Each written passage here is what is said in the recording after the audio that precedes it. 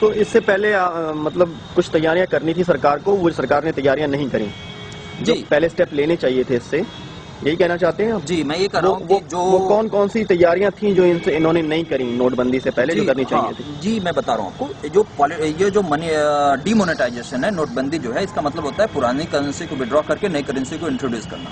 लेकिन इसका फायदा तभी मिलेगा जब आप सेकंड स्टेज में इसको करोगे। फर्स्ट स्टेज में आपको नेसेसरी इंफ्रास्ट्रक्चर एंड टेक्नोलॉजीज को इंट्रोड्यूस करना होता है, ठीक है। जब आप मनी ट्रैकिंग सिस्टम एंड ईडीआईज वगैरह सब कुछ इंस्टॉल कर दोगे तो हर एक पैसे का मूवमेंट आपको पता चलेगा, ठीक है। अगर आप ऐसा करके तब जा करके सेकंड फेज में करते हो डीमोनेटाइजेशन, तो मनी पूरी तरीके से फिल्टर आउट हो जाती है। मतलब जो मार्केट में अनक्लेम्ड मनी है वो पूरी तरीके से फिल्टर आउट हो जाती।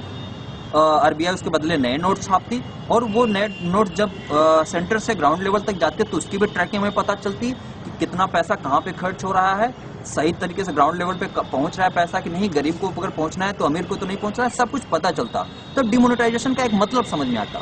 लेकिन अभी इस डीमोनेटाइजेशन का कोई फायदा नहीं है, बल्कि और नुकसान है।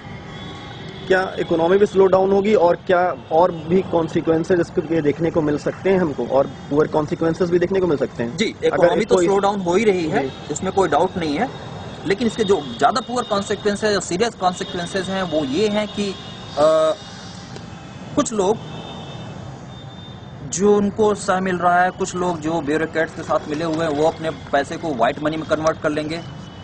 एंड सबसे बड़ी प्रॉब्लम ये है कि अगर एक बार उनका पैसा व्हाइट मनी में कन्वर्ट हो गया तो प्रॉब्लम होगी कि एक इनकम टैक्स वाला भी उनको ठीक से पकड़ नहीं पाएगा, क्योंकि उनके पास एक तरीके से एक ठप्पा लग गया कि भाई इनके पास तो नई नोट है। बड़ी प्रॉब्लम होगी उनको पकड़ने में, ठीक है। तो एक बहुत ही बड़ा सिचुएशन ये पैदा हो जाएगा कि कुछ लोग जो पहले से बेईमान थे और जो लोग पहले से ही ब्यूरोक्रेट्स के साथ मिलकर के मनी लॉन्ड्रिंग जिन्होंने कर लिया, वो तो बहुत अमीर हो जाएंगे। एक तबका ऐसा होगा जो नहीं ये कर पाए या जो नहीं करना चाहते थे, ईमानदार थे, वो सबसे बड़ा जो है विक्टिम हो जाएंगे। उनकी सबसे बड़ी सजा तो ये होगी कि वो ईमानदार क्यों हैं और वो उन्होंने घूस दे करके कुछ गलत क्यों नहीं किया, तो वो गरीब रह जाएंगे। तो क्या बताइए कि ईमानदारी को सजा देने वाली सिचुएशन ये हो रही है।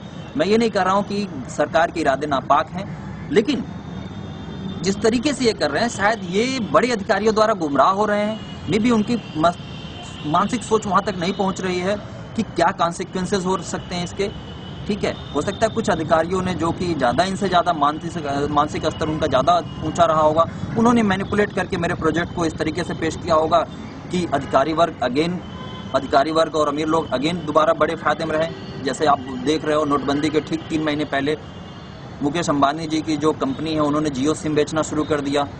अब जाहिर सी बात है आपको कि हमारे पास एक तरीके का मनी लॉन्ड्रिंग है, क्योंकि हमारे पास मार्केट का पैसा आना दिख रहा है, क्योंकि लोग बहुत भारी मात्रा में, इंडिया में बहुत ही भारी मात्रा में लोग सिम खरीदना शुरू कर दिए। बहुत बड़ी आमदनी उनके पास, एक जरिया दिखा दिया उन्होंने कि हमारे पास पैसा यहाँ से आया है। अब जो उन्होंने डेटा फ्री किया हुआ है, इसके बदले ये इतना सिम बिक रहा है। जो डेटा फ्री किया हुआ है वो तो विदेश से आ रहा है, जो डेटा आ रहा है वो विदेश से आ रहा है। अब डेटा जो विदेश से आ रहा है उसकी पेमेंट बाहर मान लीजिए कि काला धन कोई स्विस बैंक में रहा होगा, इधर का पेमेंट चला गया होगा डेटा बैंक कंपनी के पास।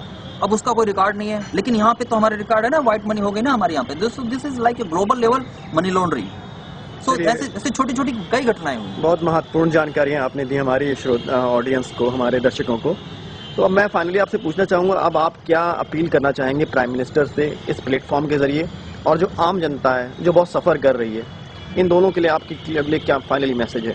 जी, वैसे तो मेरा जो प्रोजेक्ट है वो 5 स्टेजेस में होगा, और अरुण जेटली जी कुछ उनमें से बोले से इन्वांस भी कर रहे हैं कि हम ये करने वाले हैं, वो करने वाले। वो सारी चीज़ें, किताब मनी एंड करप्शन जो amazon.com पे अवेलेबल है, वो चीज़ तो है ही, वो चीज़ आप देख ही सकते हो।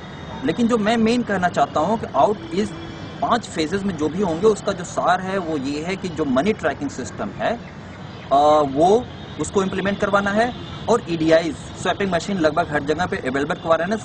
सरकार को अपने तरफ से अवेलेबल करवाना है, न कि पेटीएम एटसेट्रा इनका सहारा लेना है, क्योंकि ये कंपनी अपना पैसा बना रही है। विदेशी कंपनियां हैं, विदेशी कंपनियां अपना पैसा बना रही हैं। इसका सिंपल सा तरीका ये है कि कंपनी जो है, सरकार जो है इन्वेस्टर्स को लगा सकती है, इंडियन इन्वेस्टर्स को भी लगा सकती है, ग्लोबल इन्वेस्टर्स को भी लगा सकती है, और एक लगवाने के बाद उनकी जो लागत लगी हुई है उसको रिकवर करने के लिए 1 साल दे सकती है, 5 साल 10 साल के अंदर वो लोग रिकवर कर सकते हैं। उसके बाद से जो है जो भी सिस्टम होगा रिकवर के बाद, वो दुकानदारों का होगा या ट्रांजैक्शन पॉइंट जहां पे भी लगाओ उनका होगा। ठीक है, ये काम करने हैं। और इसके बाद ये जब जितने भी सारी जब हमारी मनी ट्रैकिंग सिस्टम आ जाती है तो सारे ट्रांजैक्शंस के पीछे मनी फ्लो का रीजन हमें समझ में आएगा, क्योंकि सारे मनी फ्लो को जो है प्रोडक्ट एंड सर्विसेज के फ्लो से हम कोरिलेट कर देंगे, तो हर ट्रांजैक्शन का एक वजह हमें पता चलेगा। जब ये सारे डेटा को हम एक इंटीग्रेट कर देंगे सॉफ्टवेयर से, सॉफ्टवेयर डिटेक्ट करके बता देगा अरिथमेटिकल और मैथमेटिकल फार्मूलाज के बेसिस पे कि ये ट्रांजैक्शन सही हो रहा है कि गलत हो रहा है। ठीक है, जब वो बता देगा तो हमारे पास एक बहुत बढ़िया डेटाबेस आ जाएगा। उसके बेसिस पे हम इस डेटा को अवेलेबल भी करा देंगे पब्लिक को। पब्लिक भी बैठ करके देख सकती है कि ये पर्टिकुलर ट्रांजैक्शन सही हो रहा है कि गलत हो रहा है, हमारी इकोनॉमी जो हमारा देश है सही दिशा में जा रहा है कि गलत दिशा में जा रहा है। ठीक है, और जो विकास होना चाहिए वो हो रहा है कि नहीं। आज हमारा विकास की दर 7.8 के आसपास था, अब ये 25 के आसपास पहुंच गया है कि नहीं, या 30% के पास इवन पहुंच गया है कि नहीं, ये हम इंश्योर कर सकते हैं। यहाँ तक कि मैं गारंटी दे रहा हूँ। और इसके अलावा इस प्रोजेक्ट से हमें बहुत सारी ऐसी भी उम्मीदें हैं, जैसे कि इससे सिस्टम को ट्रांसपेरेंट, एक्चुअली बेसिकली सिस्टम को ट्रांसपेरेंट बनाना है, यही मेरा मेन चीज़ है इसमें। मनीष, बहुत आपका धन्यवाद देना चाहूँगा, बहुत महत्वपूर्ण जानकारियाँ आपने हमारे दर्शकों को दी। चलते चलते बस ये आपसे जानना और चाहूँगा कि आगे आपकी क्या प्लानिंग्स हैं, आगे क्या और भी कुछ प्रोजेक्ट हैं जिसपे आप काम कर रहे हैं जो देश हित में है? जी, बहुत सारे ऐसे प्रोजेक्ट्स हैं जिस पे अगर काम किया जाए, सिर्फ मैं नहीं, अदर यंगस्टर्स भी हैं, वो बहुत ही टैलेंटेड हैं। इवन मेरी टीम में ही बहुत सारे अच्छे अच्छे यंगस्टर्स हैं, उनके पास एक कमाल का ब्रेन है, बहुत ही ब्रिलियंट आइडियाज़ हैं। लेकिन हमारी मजबूरी ये है कि हमारी सरकार हमसे मिलती नहीं है, क्योंकि उनको ये लगता है कि हम मिलने लायक नहीं हैं। तो जब तक हम competent authorities, finance minister, prime minister, president जो और इवन इंडस्ट्रियलिस्ट, इनसे हम मिल नहीं पाएंगे, तब तक हम अपने आइडियाज़ को कैसे सामने रख पाएंगे। एक बहुत बड़ा जो एडवांटेज मिल सकता है, एक रिवोल्यूशनरी चेंज, एक क्रांतिकारी परिवर्तन जो आ सकता है हमारे देश में, और हमारे देश और दुनिया जो है एक जन्नत की तरह बदल सकती है, वो हो नहीं पाएगा।